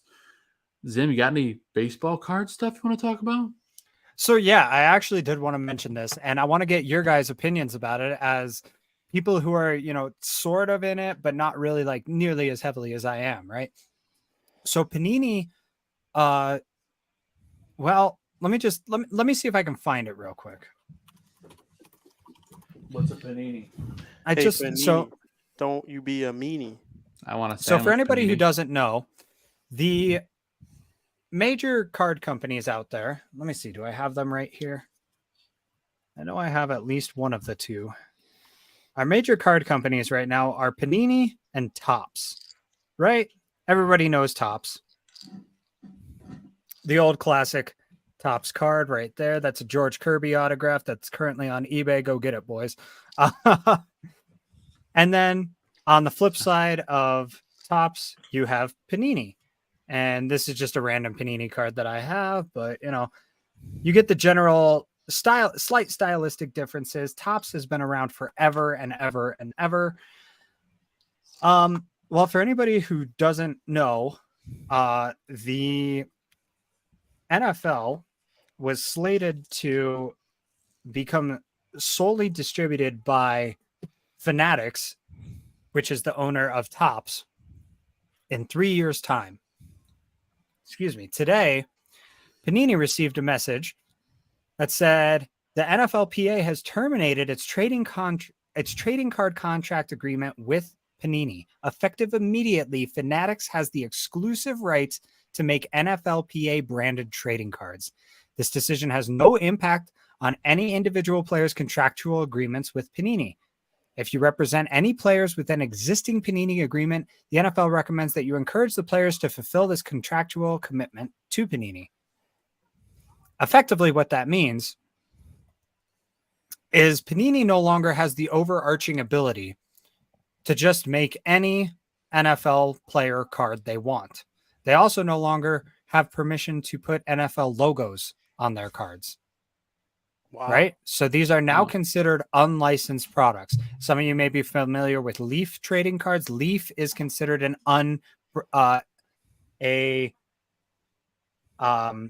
unofficial, basically a non-branded product. Basically, they They can make agreements with players. They can print cards for these players. They cannot put MLB, NFL on there at all, or any logos of any kind. Panini is now in that same boat, meaning Topps has the exclusive rights for the NFL. And in addition to this, it also covers NIL. So college players that have signed NIL deals now would have to sign individual contracts with Panini in order to, they would have to sign individual contracts with Panini in order for Panini to print their cards. And again, they would be unlicensed, so no logos or anything on it. For example, I don't actually know if this has, it might be hard to see. Here on the back, you can see it. I have this Caleb Williams card here, and you can see right on there, it says South California, University of South California, USC, right on there. Right? It's huge for the industry. I've rambled on enough about it. I don't know. Do you guys have any thoughts on this? Do you even care about it? Does it intrigue you at all? Or am I just like so deep into this hobby that I've lost touch with like what an average fan cares about? No, it's intriguing, Zim. I think for me, it's like it's thinking like Panini cards in the future. They're going to be like when Tim Anderson signs on to do a video game for I know he did RBI, which is for MLB, but let's say he signed on to do like the version of like MLB, Blitz or whatever it was that they had. There's no logos; they're all blacked out. Or it's like when they do a commercial for Subway, it's like it's just a black hat that's inked out. Or for Dairy Queen, actually, I think for Dairy Queen, they're an official sponsor of Major League Baseball, so they were able to do it. But I think it's going to make those cards, dare I say, tacky-ish, and I think that's kind of the part that's intriguing to me. And we did get a great question from PZ in the chat about what about existing Panini card value. I'm assuming those will remain or become more valuable. But what do you have to say about that? I would think they'd probably go up in value, right? Like if you can no longer get a Panini card with a guy's actual jersey on it, like wouldn't you be interested in having the one that's actually got the guy's jersey on it rather than the one that has, blacked out logos on it? I'm trying to see if I can find one. Here's a good one. I have these two Oscar Colas cards from Leaf, right? And like I said, Leaf is currently considered an unlicensed product. They do not have the rights to put logos of any kind on there. So instead of getting a sick Oscar Colas card in a Sox jersey, I get this batting practice image on there. Nobody's really interested in batting practice, guys. I have a second one, same thing, batting practice. Whereas I did in not here, know that was a thing. Yeah, I have a Topps Oscar Colas card that has him in a Winston-Salem Dash jersey. Yeah. And like it is clearly Winston-Salem Dash. It's honestly one of my favorite cards that I have, even though it's not worth much, because how long did Oscar Colas even play with the Winston-Salem Dash? Like, not long. It's just unique. Right. So, but no, that's interesting. Yeah, I'm curious to see what happens with Panini cards, particularly some of these college guys, right? A guy like Caleb Williams, a guy like Quinn Ewers, a guy like Arch Manning, who have these deals. And now all of a sudden these cards become finite. They go from being printed year after year after year after year. Let me throw something out there real quick, Sim. I'm thinking about it too. It's like, it screws up their industry, right? It makes things difficult. What if they flip the switch? What if they totally change what a sports card could be? It becomes more of like a game day fit, right? When guys are walking in, they're wearing their suit, they're wearing their outfits, they're doing their posts, they're being funky, they're doing something on social media. What if I think what is required here from Panini, and I'm in the marketing game, so that my marketing brain immediately goes off, is you have to rebrand. You have to change what the card is, make it more fun, make it more modern, make it more in touch with the youth. And that is how you combat this. I think that would absolutely be a super interesting idea. You know, instead of your draft picks model being, hey, this is this guy's first card, you know, that's got his NFL team logo on it. What if your draft picks now becomes, hey, this is a piece of the suit that he wore on draft night in this card? You know, interesting things like that. Panini already does, and Leaf does as well. I think Leaf is a little more popular with it than Panini, but they do like celebrity cards, like pop. They call them pop series or something like that. Oh, I've seen them. Yeah. Pop centuries, I believe is what they're called. But it's just like celebrity autographs. Like you get a Christopher Walken autograph out of it instead of, you know, Joe Burrow or whatever. Like to kind of try to appeal to a different audience, you know, the way that like Pokemon cards or like the new Disney Lorcana cards or Magic cards appeal to a completely different audience, right? It's the same concept. So I think that might do something. But again, in order to make these deals, they now have to reach out to the individual player in order to make that deal. So to get an entire draft class, I mean, you're talking way more work than they currently have, right? Their current agreement says, hey, we already have your permission. We just have to agree to whatever royalties, whatever, you know, we want to do with this. We got to make the deal to, you know, you basically just have to agree to what we've already set down. Have you seen the movie Air? I have. This feels very much like that. Like you have to find the kids coming out of school. You have to target the kids that you want. Yeah. You know what I mean? It feels very much like, oh, I have to find the next Michael Jordan, right? I mean, it very well could turn into that. It very well could. It could also just mean Panini pivots, and instead of being as focused on football as they have been over the last couple of years, they still have, I believe, exclusive rights with the NBA. I know they share rights with the MLB. So maybe they just pivot super hard into that. We start getting some really interesting products on that side of things. I know they have some deals with hockey. It's not quite as overarching as I know Upper Deck and I don't know if SP is part of Upper Deck or not, but I do know that, you know, hockey has deals with some smaller sports card distributors. So I'll be curious to see where it goes. As we're talking about this, Zim, I refreshed my Twitter feed, and at the top of my Twitter feed from the collectibles guru says RIP Panini NFL cards, the end of an era. With a tombstone that reads, "Here lies Panini, Prism Optic contenders and all their NFL brands." There were some really cool stuff came out of Panini over the years. You know, I mean, Immaculate is one of their big products over the years. That's where this Caleb Williams card that I have is from. I have some of my favorite over the years, you know, this National Treasures card of Liam Hendricks that I've showed off on stream before. I thought you were going to say Nicolas Cage, but no, that would be interesting. You know, Donruss trading cards are some of the most sought after products because they're so attainable for guys like you and me, all the way up to big $100,000 collectors. That's going to be gone. And that's like weird, honestly. Yeah. It's really weird.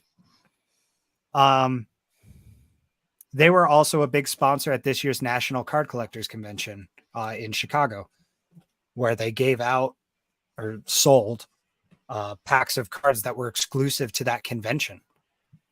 That's cool. And yeah, that's a really cool thing. Like you had to go to this in-person event at the convention center in Chicago. Otherwise you could not get your hands on this product. And now, like, I guess you can still do that because, like, you know, again, the product was a mix of NBA, NASCAR, NFL, MLB, WWE, all that kind of stuff, you know? Now it's like all the same, except just no NFL. And like, I feel like NFL is a big driver of stuff like that. Football cards are probably more popular than baseball cards these days. It's interesting, man. When you said you talked about with me pre-show that you had some card talk. I didn't know it was going to be this. This is really intriguing stuff, man. So thanks for bringing it up. I appreciate it. Yeah. I think it's a worthwhile story to follow for most sports fans in general, just because of the implications that it has on the memorabilia market, the collectible market. It doesn't really matter what you collect or what you like. If you like sports cards, sports memorabilia, even just jerseys, like the fact that Fanatics has such an overarching monopoly, it feels like, over, MLBstore.com or NFLshop.com and all that stuff. Across the board, man. It's crazy. That's just it. It's like, is that what we're going to start getting with the trading cards now?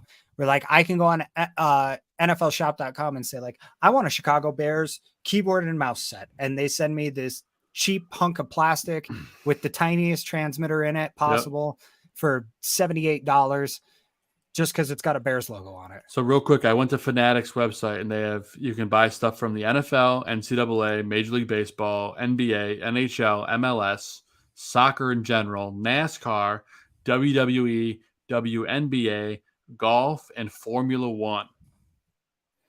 Yep. That's wild. That's a lot. It honestly surprises me that they're not infringing on some kind of U.S. monopoly law. It's because of companies like this that's not the case. You got 47, which is a company that they have their own licensed stuff, and they make quality affiliated.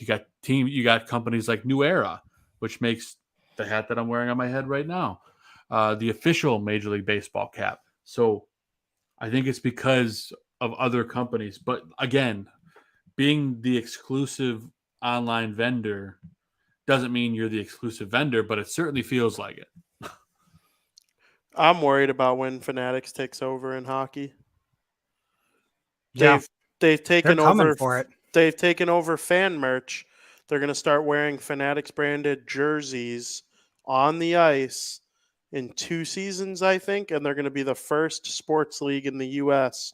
to wear the product on the playing surface in games that count. Every other team just has merch branded through Fanatics. But like baseball jerseys are made by Nike, so are the NFL. NBAs are made by Adidas, I believe.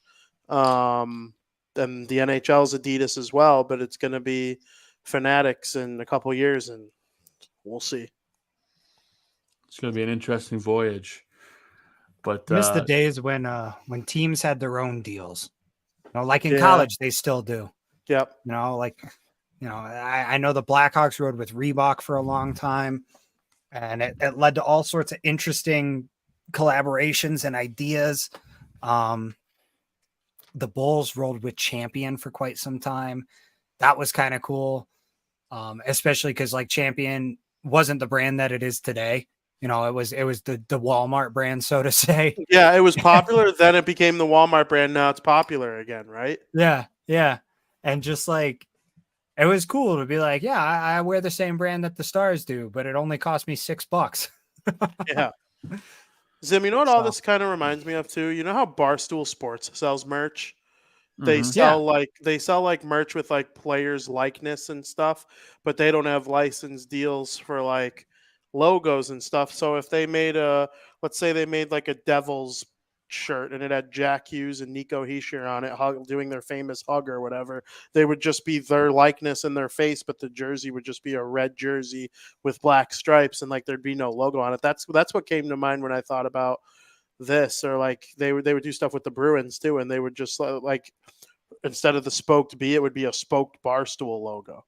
Like I wonder if Panini would entertain doing something like that if they found like total legality with doing something like that. Yeah. I don't know.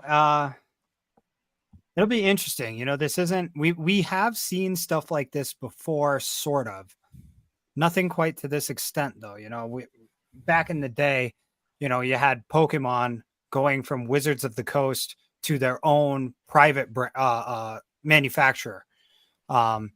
Wizards of the Coast is still a huge company. They still produce Magic cards to this day. They produce a few other trading card games, but that's primarily what they're known for, as well as some D&D materials. And it's just, that's the last time I can think of something this major, like shifting an entire market. And, if that has anything to guide us with, it's that those old Wizards of the Coast cards, they for a few years were significantly better than the Pokemon stuff until they, kind of figured out their QA processes and everything. But in addition to that, nowadays, people are a lot more interested in the last Wizards of the Coast set than they are in the first Pokemon set, so to say. It's wild what that kind of changeover will do. And it makes me wonder what this 2022 release year for NFL cards will end up doing in value. We're going to find out, man. Interesting stuff. Appreciate it, Zim. I love the conversation. And I actually had a pretty interesting pull myself. I think if you remember when I was in New York, I bought that box for like 8 packs and whatever. And I ripped it. And I showed you this, but I pulled a Jacob deGrom all aces card, which I finally have in a sleeve and in a little thing. The back's pretty cool. I believe some I of looked it my up. favorite inserts. Yeah. I honestly, I love those cards. They're my favorite ones to pull, even though like most of the ones you get from that little insert set are like $2-3 cards at best. And that one is not. That is quite one of the nicest ones in it. Yeah, this is like a $30 card according to what I looked up, ungraded. Yeah. They're different. They're interesting. It's not your typical sports card. I like those ones. in White Sox land, I got a Davis Martin rookie card. Yeah, you hang on to that. Just let me know what that does for you over the years. Don't put it in the bike spokes. This isn't worth anything, but it's Dylan Cease. It's kind of cool. Yeah. I got me a Dylan Cease signed rookie card over the offseason, expecting big things from him this year, and pretty sure that's lost value. For his 7 seconds on the Mets, this will be a fun one. I have a Max Scherzer. Yes. Those are fun. Yeah, like I said, they're printing the first Jake Burger Miami Marlins card, and I will likely be trying to get my hands on that. It's not a particularly expensive card, so I can't wait. I just want it because it's his first one in a Marlins uniform. You can't even see his face. It's funny. He's got his helmet on, and he's mid swing, so his head's down like this. You can't even even tell it's him if you don't know. I can't wait to see it. I can't wait for you to have it specifically. You deserve it.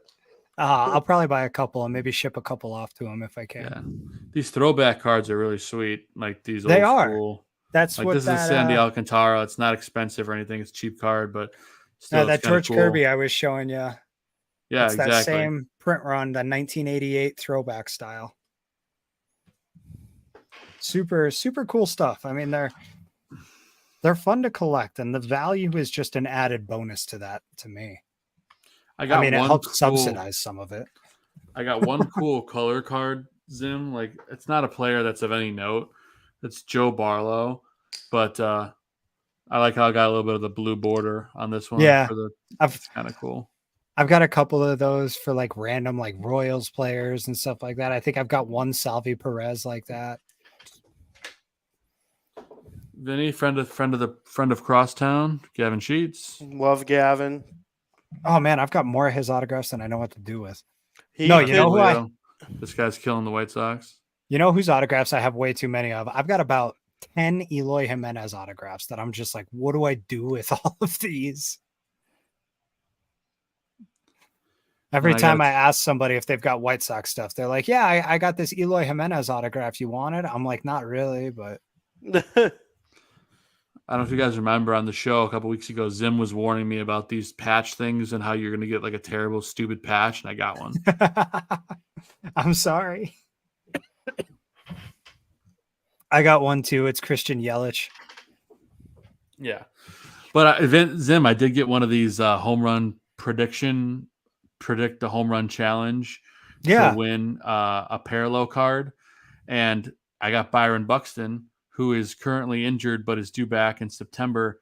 I picked his first series against the White Sox on a weekend for him to hit a home run over 425 feet. So nice. I think that's a good choice.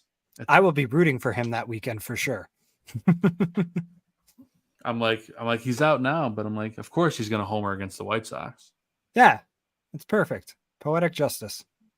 or he'll You be get an done for the year exclusive by parallel card, and Yeah. those cards can be worth something.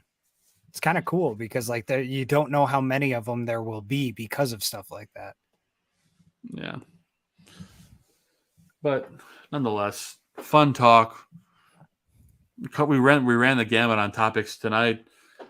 Vin, you got anything you want to talk about and bring up before we dip? Yeah, a recent DM I got. Uh-oh. The Sox aren't moving. They aren't? They're not going to move. Okay. Well, of course they're not. I mean, I don't think anyone really thought it, but the report came out and its conversation started. I was worried So for an hour. for anybody who's listened this far into the show, go ahead and go back and fast forward through the first 20-ish minutes or so and then keep listening. No, It's fun conversation you regardless. should listen to it because even if that ends up being wrong, do not underestimate how mad I would be if that ended up being the case. Because, like, of course, anything could happen. Like, just because I say something is not going to happen doesn't mean for sure it's not. But, like, as of right now, I'm feeling a little better than I was an hour Anything ago. you can say on air, Vin, or just strictly Um, off maybe the record? maybe next week. All right. That's fine. I want to ask because I want to be courteous of giving your That's what a good show. connections. That's what a good show host does. Yeah. Now, Vin, go ahead. Just spill all the beans on air. Screw your sources. Yeah, it doesn't matter. While Forget- you're at it, Forget about why your don't you career. change Just tell outfits us for right now. too? Yeah, I don't care if you get exposed. I don't care if that guy never tells you anything ever again. Can you try on that hoodie I sent to your house? I really want to see you put it on. Ugh, going off the rails, but nonetheless. Oh my god, it's so, you know what's funny? This season's so much better, even though the team stinks. It's true. Oh, our viewer counts are through the roof. I mean, we had over 2,000 people watching us on Twitter today. So thank you, everyone that tuned in. We're all interested in tweeting out the show now. Yes, and we got some new. I mean, Matthew Lucas is a new chat member, new viewer. So Matthew, thanks for tuning in and being active in the chat. If you're still with us here, we appreciate you very much. Also, Vinny and I are going to be at the Sox game this upcoming Saturday for Dylan Cease Bobblehead Night. Come say hi. Come eat a hot dog. Come check out Vinny's sweet bucket hat I'm bringing for him, which I got to make sure I have it out so I remember to bring it. Yeah, I'm gonna be no Bucky, so I can put it on and wear it for the game. Oh, Bucky. When are you guys getting in line? Because I know you're tailgating. Are you going to get? There's only 15,000 bobbles. Yeah, I'm gonna try and get a bobblehead. I think I'm gonna gauge the crowd too. So It's only 15,000, and it's for those 21 and up because it's sponsored by Binnie's. oh, so I think I'm gonna get one, right? Like, There's no way that there's more than 15,000 fans going to that game that are over the age of 21. White Sox A's? I don't know. I don't know because like I've seen people show out to the stadium for giveaways. Yeah. You know, the only thing people love more than they hate the White Sox is free stuff, especially something cool. Yeah, it's Joe, is it true George Lucas has a stake in the White Sox? like the George Lucas? Yeah. I doubt it, but I mean, where's this? I honestly wouldn't be surprised if that's how they get away with all their Star Wars stuff that they do. Well, they do Star Wars stuff freaking all the time. September 3rd, by the way, Mandalorian bobblehead giveaway. And of course, on Saturday, the sweet Binnie's Dylan Cease bobble, the stash and all. I like the throwback uniform on it too. Where's this George Lucas thing coming from, Vin? Where's that popping up? I'm Never mind, you probably can't tell me. So his wife, Melody Hobson, is a businesswoman and she's from Chicago. And I'm trying. She has something to do with Starbucks. Apparently, she has a stake in the White Sox. I'm seeing this report from May of 2021. The White Sox reportedly have a new mystery owner. According to a source ties with the club, 30% of the team has been sold. Really makes you think. I mean, if Jerry's slowly been liquidating the team over the last several years, like, and he's just a majority owner at this point, and that's why he gets all the say so, it wouldn't be hard for him to just like offload another, depending on how much he needs to offload, like another 10%, another 20%. If that report's accurate and he's already sold that 30%, like he could potentially sell another 30%. And then right there, he's already no longer the majority. Yeah. So apparently she owns the Broncos, an owner of the Broncos. She's very good friends with Barack Obama, and she's the chair of Starbucks. So George Lucas's wife? Yeah. Talk about a powerhouse couple. My yeah, God. really. Okay, so what if Mr. Lucas buys the White Sox and He's got that Disney money now. He runs it business-wise. He's got that Disney I money. would sign up for it in a heartbeat. My inner Star Wars nerd would probably, my heart would explode probably. Wouldn't that be What? just Vinnie Parisi, Joe Mantle? Zim, are you a medium Star Wars fan, or do you not like it at all? Like, I think it's cool, but like I have no staying interest in it. Okay, Like for the sure. concept intrigues me, but like not enough to actually sit down and watch it. Understood, but you're not a hater by any means. No. Okay, Star Wars haters. They're Less out than there. 24 hours, Zim. Or less than 24 hours, Vin. I know. Ahsoka 9 Tano. p.m. Eastern premiere tomorrow night. So Hell yeah. 2-episode premiere. I'm excited. I'm very excited. It's gonna be sick. Hell yeah. But that's interesting, Vin. I did not know that. So well, I learned a new nugget today. Yeah. Again, yeah, think about don't- the fan experience with all that. These are people who know how to entertain. Somebody who's on the board with Starbucks, that's somebody who knows how to create service as well. Starbucks husband is one of the most well-known creators of entertainment in the history of the world. Already involved in sports. Your Denver Broncos. Joe, don't be surprised. Zim, guys, don't be surprised. Partially potentially a conflict of interest in terms of one of White Sox's biggest sponsors is Dunkin'. So Not for long. We're gonna be drinking Starbies at the rate. Starbies and Arby's. Nobody's gonna do that. No, like No, you know what's funny? The napkins have Dunkin' Donuts on it, but I can't think of a way to get Dunkin' Donuts coffee at Guaranteed Rate Field. I've never asked anybody. So Joe, that's you the probably thing. know. You probably know. So that's the thing. And it's bonkers to me. They're one of the biggest sponsors. They sponsor one of the races, like the donut race on the screen. Yeah. They have the napkins throughout the park. Yeah. But there's not a single stand That's in right. the park that provides Dunkin' coffee. Yeah. My wife and I talk about it every year. We're like, I wish I could go and get an iced coffee in the ballpark. There's Yeah. not an option. When it's hot as shit and you're not feeling like drinking like alcohol and you want an ice, I'm sure that iced coffee line would be through the roof. And then I've been to games in September and April where I'm like, let me get a hot Yeah. coffee. Or a But- frappuccino, you know? Yeah. Who do you Or- I root don't for? know. Who do you root for in the donut, coffee, bagel race on the Jumbotron? Oh, I gotta go Biggie Bagel every time. Hell yeah, me too. Let's go. Let's Fucking go. Biggie Bagel. I love a Dunkin' bagel. A plain bagel with cream cheese. Oh, I gotta go everything bagel for me, man. See, me too from a lot of places. For some reason, Dunkin', I like the plain bagel. They have the best plain bagel. Great American Bagel. What's the other big one around here? Einstein Bagel. All those ones, I'll do the special kind. Panera, I'll do a special kind of bagel. Dunkin', gotta go plain. Like literally for breakfast today, Vin, I made my own like bagel and lox at home with everything. It was Hell yeah. legit. Hell yeah. Send me a picture of that next time you do it. It's I can send you a picture of it, but it's going to look a little different. That's the worst joke I've ever made on this show. I'm sorry, guys. The fact that I understand it is even worse on my part. But yeah, next time I will. Spoiler alert: if you ever go to Aldi, you can get a nice container of smoked salmon for like $3. It's legit. Hell yeah, cool.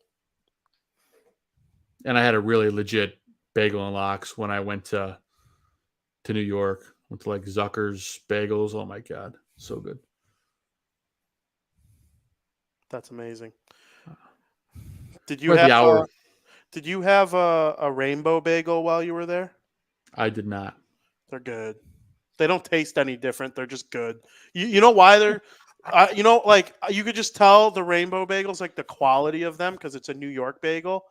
It's just like it's different than anything you've ever had. So like because it's so fresh, like yeah, it's appealing because it's colorful. But like a rainbow bagel also means it's a New York bagel, which means it's fluffy and warm and delicious. Warm and delicious, just like this television show. Hell yeah. Heck of a show tonight, boys. We had a lot of fun. Thanks to everybody in the chat. We ran the gamut. We talked White Sox, potential being sold, potential moving. We talked about the internal conversations, about interviews with the White Sox, about changes in the front office and at the managerial position.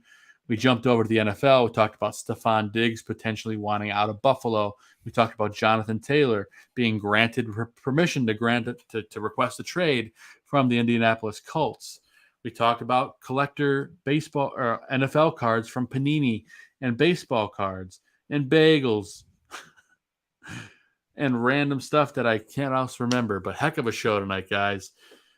Anybody else got anything you want to touch on? Otherwise, we can wrap this one up. I do want to quickly point out that is it next week? No, I'm sorry, not next week, but the following on Labor Day. There will be no South Burbs Hitmen on Labor Day, but in its place, you will see the Ballroom Network Fantasy Draft live on this network in this spot. Going to be fun. But gentlemen, anything else? Yeah, tune in to Bar Down on Wednesday. Plenty of hockey coming up. Teams are starting to build their ice. So let's go. The ice is being built in all 32 rinks. Anaheim was the first one to put a picture of it, so I set it as my phone background, and I'm leaving it that way because they were the first. Let's go. There you go, baby. You're gross. Anaheim? Dude, the Ducks, man. They're going to be good Quack. in short order. Quack, quack, quack. That's like me sitting here and saying, like, dude, the Astros, they're going to be good. Gordon Like, Bombay. yeah, but screw them. Like, All right, Zim, I'll channel my inner Colorado and find a way to hate Anaheim internally. dude, I have never liked Anaheim. All those battles they had with the Blackhawks, as soon as the Blackhawks went from the east to the west, like Anaheim became the new Red Wings to me, man. Yeah. The battles that they had year after year after year. Yeah. So we had my brother here in Wisconsin over the weekend, and we were talking about hockey for a little bit. And we were literally saying, like, the three California teams and the Blackhawks were the four best teams in the Western Conference for like a good decade there. And so, yeah, I understand the disdain. The Devils beat the Ducks. Yeah, Vancouver was really good for a long time too. The Devils beat the Ducks in the 03 Cup final, though. So I always have that over Anaheim. The Devils beat them in Game 7, so it doesn't. Yeah, matter. well, I'm pretty sure the Blackhawks are the reason that the Ducks never won a Stanley Cup during their run. Yeah, because those teams were good. They were good with. They were like the Perry only and team Getzlaff. that ever scared me in the playoffs. Yeah. Yeah, they were really good for a long time. And then, Vin, we're still doing Crosstown on Thursday, right? We are doing Crosstown Crosstalk on Thursday. I don't know if it's going to be what team we're going to zoom in on, because we always seem to zoom in on a different team every week. But maybe we'll do the Rockies. My guy bailed on me tonight. We got another guy in the works. So I do want to talk some Rockies. I'm interested. So, well, either way, we're going to have fun. We'll figure out a time, but it's coming your way on Thursday. You got Gabriel talking football coming up this week. You got Dan and Aldo, I believe, tomorrow night. Bare their souls. Got Mac and Reed coming up this week. More than you can shake a stick at. So it's going to be a great week on the Barroom Network. Make sure you mash that subscribe button and subscribe anywhere you can find podcasts. But, guys, we're going to wrap things up and get out of here. Let's do quick shout-outs. Zim, we'll start things off with you, amigo. Guys, football season is underway. We are 2/3 of the way through the preseason for the NFL. College football starts this Saturday. This Saturday, we have real live games that matter on our televisions. In person for some people, honestly. Good for you if you guys managed to get out to a game. Notre Dame, that's got to be quite a drive for you now, Joe, right? It's not. I'm real close to Notre Dame. That's You why are close? Oh, are you? Cool. I've inherited fandom because it's the closest college I've ever lived to. I'm about Dude. 25 minutes out of South Bend. Wow. I was a diehard Notre Dame fan during the Brady Quinn years. And when he fizzled out in the NFL, I was like, I'm never rooting for a college sports team again. and then a friend of mine went to Stanford. So I became a very big Andrew Luck and Stanford Cardinal advocate. Very So cool. I was actually so ignorant to college sports that when I became a Stanford fan, I had no idea that John Elway went there because like he didn't exist before the NFL in my brain. And when I found that out, I was like, oh man, that's damn. I still root for Stanford here and there, which is really like taboo living in Colorado because CU is in the Pac-12 with them, or maybe was in the Pac-12 with them. I don't know how this reshuffle all happened, but regardless, point stands. We have NCAA football games that matter that will affect teams' top 25 AP poll rankings this Saturday. Love it. It's going to be Absolutely awesome. Good cannot stuff. wait. Northwestern has its first game without Pat Fitzgerald, which everybody thought Pat Fitzgerald was going to take that job to the grave. And he kind of paternoed himself a little bit. So Yeah. what are you going to do? It kind of sucks, but Is that Zim's shout out? I just wanted to throw that out there. It's a big shout out to all the football fans out there. Congratulations. You made it through another off season. We're here. It's time. You only got 3 weeks until NFL starts. You only got 5 days until NCAA starts.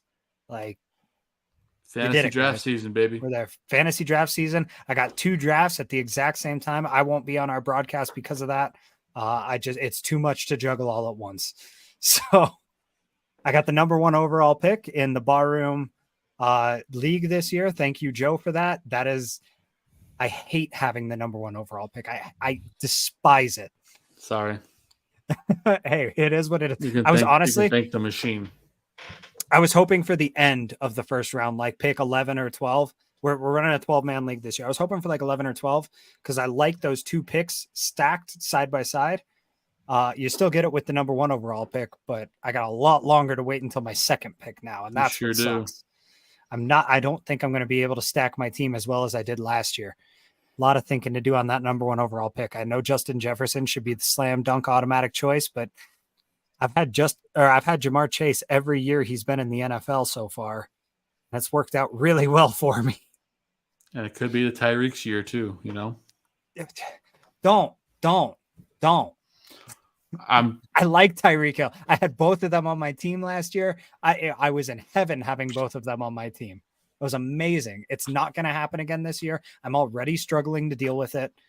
Now I'm going to have to risk being a total doofus and making Jamar Chase the number 1 overall pick in our draft. I don't know who has number 2 overall, but they might want to listen to this episode of South Burbs Hitmen because I may have just given up some of my draft strategy. there you go, baby. Guys, shout out to you for making this show so much fun. Everybody in the chat for somehow helping us find enough content to go for nearly 2 hours, even though the White Sox absolutely suck. I don't think we talked about anything that actually happened on the field. Foster, yes, we can do a 4-man league. I will discuss with you the details if you genuinely want to do a 4-man league with you, me, Joe, Vinny. I have an idea. And Foster, I actually have reach out to John Santucci to Tooch. We're doing the Guillotine League. He texted Vinny's me in today. it. Vinny's in it. It's 18 guys every week of the season. You set a lineup, and then the team that get the lowest score gets cut out. And then you pick up the players off waivers, bidding on them every single week, every week throughout the season. It's pandemonium. It's fun. Maybe Tooch has an open spot. I don't know if he does or not, but if you want to get in on that, the Tooch might be able to hook you up, or I could put in a good word for you. Or There fuck you have that. it. We're kicking out Vinny. Forget it, Vinny. You're out. Vinny won. He's not allowed to. Nah, that's Vinny the won final last year. guillotine, right? I won. I haven't The been win- chopped since week 10 of the 2021 season. But if you won last year, shouldn't that be like the final chop? You're no longer eligible for the next year. I am a little nerd. Like when I get chopped, because there's no way I maybe, but like I would be stunned. When I get chopped, I'll probably cry. I did this year because my team was way better than I got credit for. But such is life. That's how it goes. Joe, But no, you got fun- chopped. You got chopped in the most bullshit way, and I ended up winning the whole damn thing because of it. I edged Joe out because Tom Brady gave a pitch. I had Mike Evans, I think, or no, I had Godwin. He made a pitch. He made a pitch to the running back who ran it, and it was the final play of the game when there was like 0 seconds, and they play freaking rugby at the end on the final play. And he pitched it to Godwin, who picked up like 2 yards and then got tackled. And I edged Joe out by 0.2 or something. And not only chopped. That, it was a stat correction overnight. Yeah. He gets chopped. I get a near-death experience, which is what they give to the person who comes in second to last. And I end up going on to win the whole thing from there. That was comedy. Insane. Oh, brother. Great stuff, guys. Zim, do you have anything else? Is that your shout out? I don't know. I guess that's a shout out. It was the worst shout out in the history of shout outs, but it wasn't the worst. It might be the longest, but it was good. I can go longer. I don't know if anybody else remembers. Before we were Barroom Network, we had somebody on here that used to give the world's longest shout out section. I knew you were about to. I knew you were going to go there. That's so funny. How could you say that and I not go there, man? The guy talks like somebody's listening. Zim also shouts out his family because he loves them very much. Could have had an ASMR podcast. Yeah. Vincenzo, what about your shout out? Do a 3-person show by himself. Literally. So my shout out is Katie, always my girlfriend. I love you, and I have a great life because of you. I also will give a special shout out to college football as well. I'm going to join in on Zim's conversation there. I am so pumped. I can't wait. Speaking of Katie, her family's a huge Notre Dame fan. She comes from, Irish culture too. So it's just kind of like fitting from the whole thing, like a local team that's just called the Fighting Irish. I love it.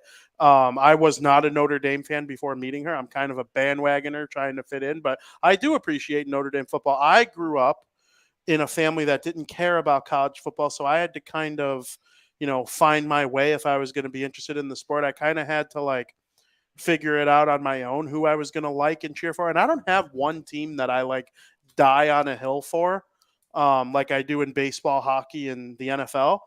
But, I just enjoy it kind of as a whole. And I kind of wish I was like that for baseball, because in baseball, not every team has a fair chance. You could have a bad owner who screws you every year, where the other 2 leagues I like have salary caps. So any team could be good in any given year.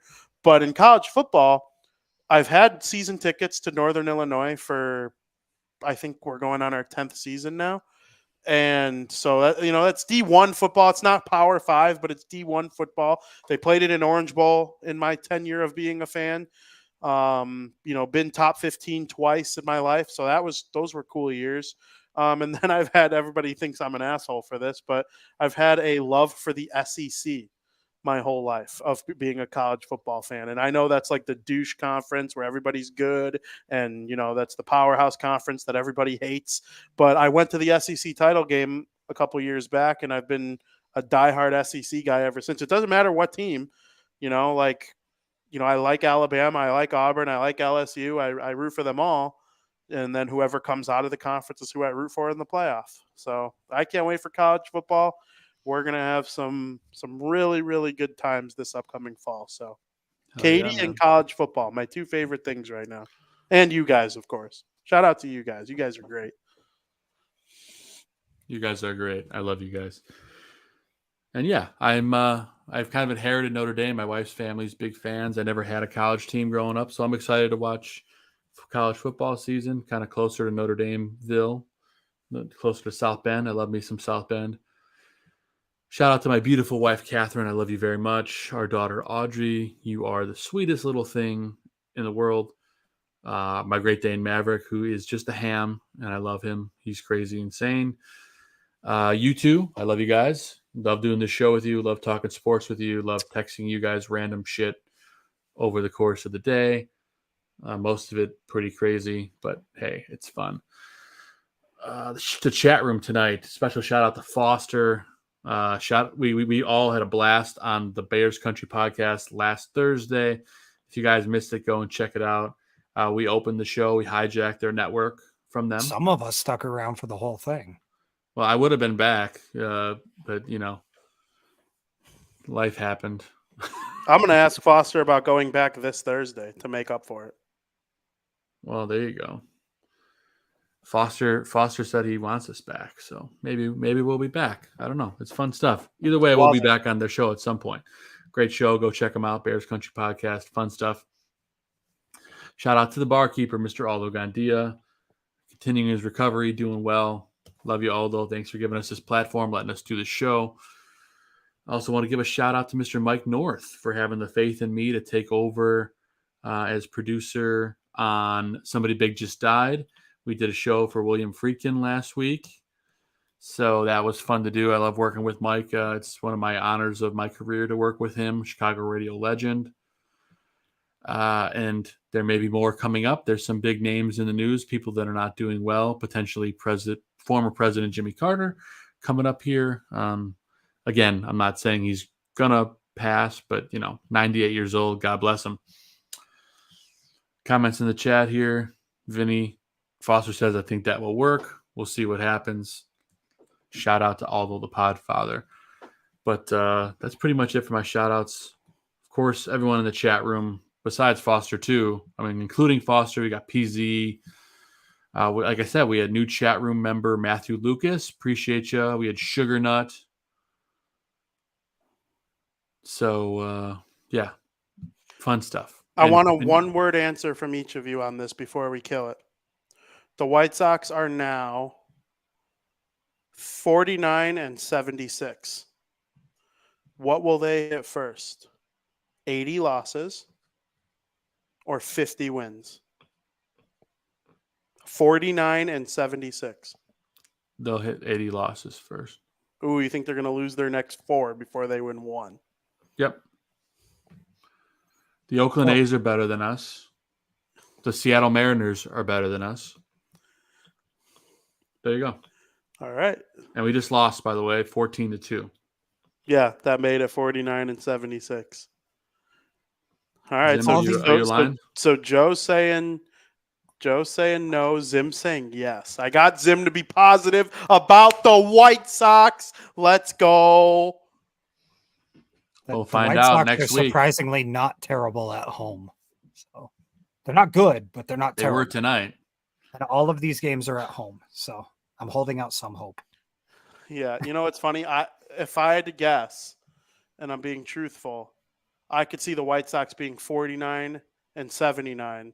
And then that game that Joe and I are going to, it's all going to come down to that, whether or not that happens. They'll lose the opener to the A's after being swept by the M's. And then we'll see. We'll see what happens. Just kind of feels like everybody's given up with the scores that we're seeing lately. Yeah. I'll feel better once I have a hot dog and a beer in my hand on Saturday. Me too. And, the Mariners have now won, I think it's 8 in a row or 7 in a row. And they're a couple of games out of first place in their division, let alone a wild card spot, which seemed bleak a couple of weeks ago. So 15 games over 500 for them. There you go. And with that note, hell of a show. Thanks to everybody for tuning in for the South Burbs Hitmen. I'm Joe Mandel I'm Joe Mandel. In the dark, Death Star is Steven Zim Zimmerman. And in the woods, somewhere in Wisconsin, is Vinnie Parisi. As always, thank you for tuning in. And no matter what, at the end of the day, as always, let's go White Sox.